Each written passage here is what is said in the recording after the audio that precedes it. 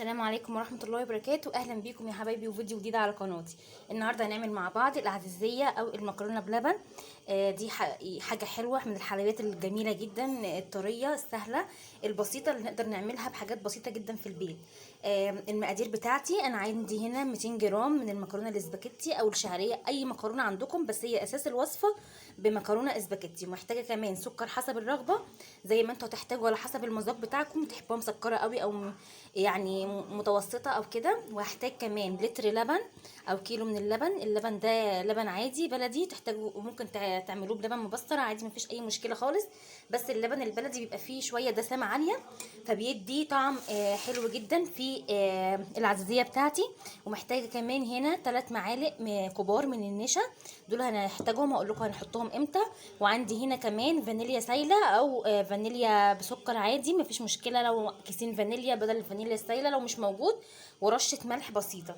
دلوقتي انا حاطه حله على النار بتغلي، بنسلق المكرونه كاننا بنسلق مكرونه عاديه سوري، بس ايه بنزود شويه السوا بتاعها، وبنحطش ميه كتير علشان انا عايزه الميه بتاعه سلق المكرونه دي انا هستخدمها. يعني نحط ايه حوالي مثلا 3 كوبايات كده لل 200 جرام من المكرونه، ونحطهم يتسلقوا لحد ما يشربوا. بيتسلقوا حوالي 10 دقايق في العادي.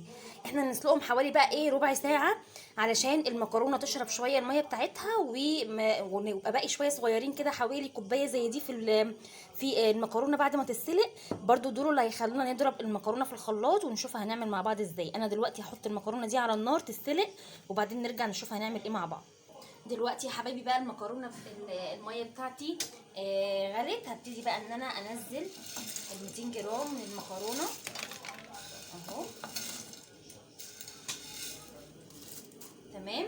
وهسيبهم بقى لحد ما يتسلقوا كويس جدا، يعني يبقوا زياده سوا شويه عن العادي، يعني سيبهم بقى يكملوا سوا وبعدين نشوف هنعمل ايه مع بعض. بقى يا حبايبي زي ما انتم شايفين كده المكرونه استوت معايا وبقت تمام، وفيها حبه ميه صغيرين زي ما اتفقت معاكم.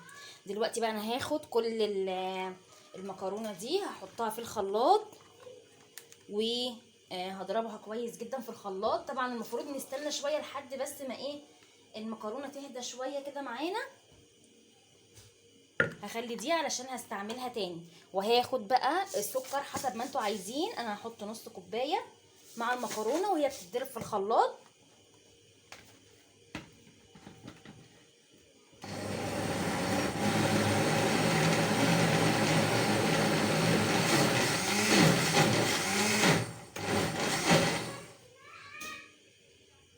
دلوقتي بقى خلاص يا حبايبي انا ضربت المكرونه بتاعتي في الخلاط. هبتدي ان انا ارجعها تاني بعد ما ضربتها، هبتدي ان انا ارجعها تاني في نفس الحله اللي انا سلقت فيها المكرونه،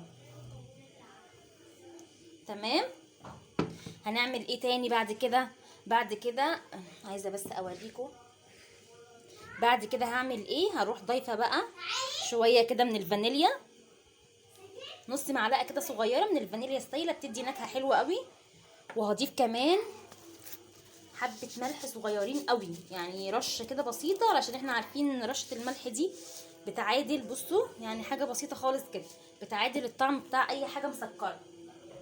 تالت حاجه هنعمل ايه، هبتدي بقى ان انا اللبن بتاعي انا غليته غلوه كده على النار اهو، طبعا هو لسه سخن. هضيف لتر اللبن كله للمكرونه بتاعتي،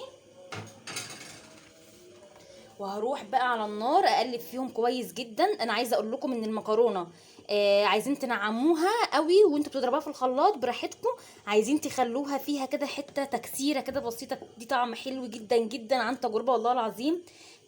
ما تخلوش المكرونه ناعمه قوي زي اللي بنشتريها من بره، خلوها كده فيها حته جرشه، بصوا زي كده، تمام. عايزين تنعموها مفيش اي مشكله. اروح بقى على النار دلوقتي هخليهم يغلوا، بعدين هحط معلقتين ميه هنا او 3 شويه ميه، يعني نضرب نعمل فيهم النشا بتاعتنا، وبعدين هنحطهم عليهم. يلا بينا نروح على النار نشوف هنعمل ايه.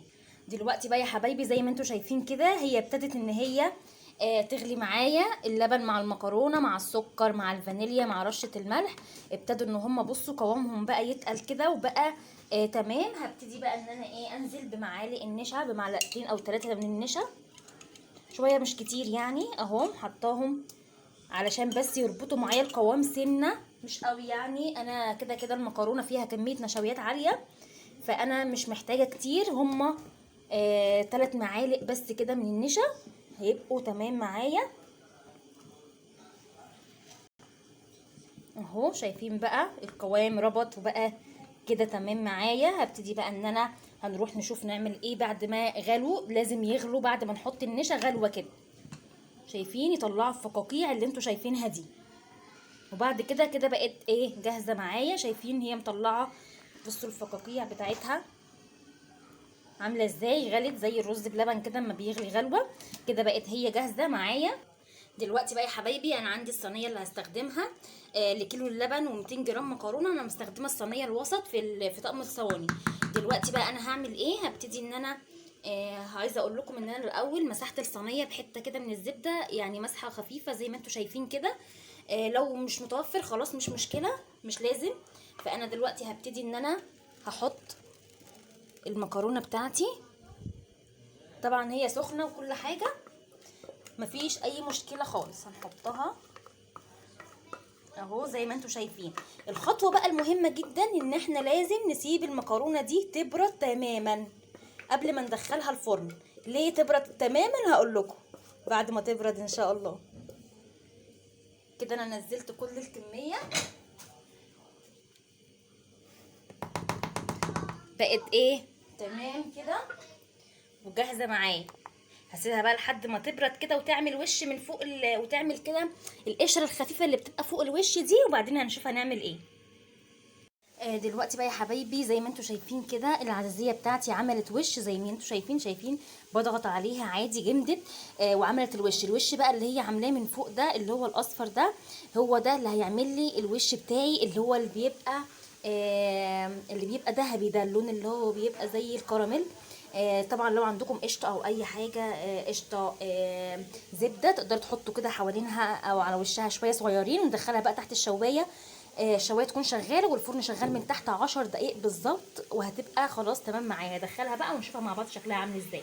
ورجعت لكم يا حبايبي بعد ما العزيزيه طلعت من الفرن. ادي شكلها بعد ما طلعت سهله جدا وجميله، وبصراحه شكلها حلو قوي. طبعا قبل ما تقطعوها لازم تبرد خالص خالص علشان تطلع معاكم قطع. طبعا هي لسه دافيه معايا، فانا برضو ايه هوريها لكم كده ونقطعها مع بعض ونشوف هيبقى شكلها عامل ازاي. طبعا هي الافضل ان هي ايه تستنى لحد ما تبرد. هي طبعا لسه سخنه ممكن ما تطلعش مظبوطه قوي معايا، بس برضو عايزه اوريها لكم. شايفين شكلها عامل ازاي؟ تحفه تحفه جدا جدا.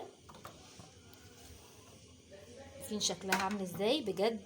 جميله قوي، هتعجبكم جدا ان شاء الله. بتمنى ان شاء الله الفيديو يكون عجبكم. ما تنسوش وانتوا بتتفرجوا على الفيديو اعملوا لايك وشير للفيديو، واشتركوا في القناه لو مش مشتركين، وفعلوا جرس التنبيه علشان يوصل لكم كل جديد. واشوفكم ان شاء الله في فيديو جديد، والسلام عليكم ورحمه الله وبركاته.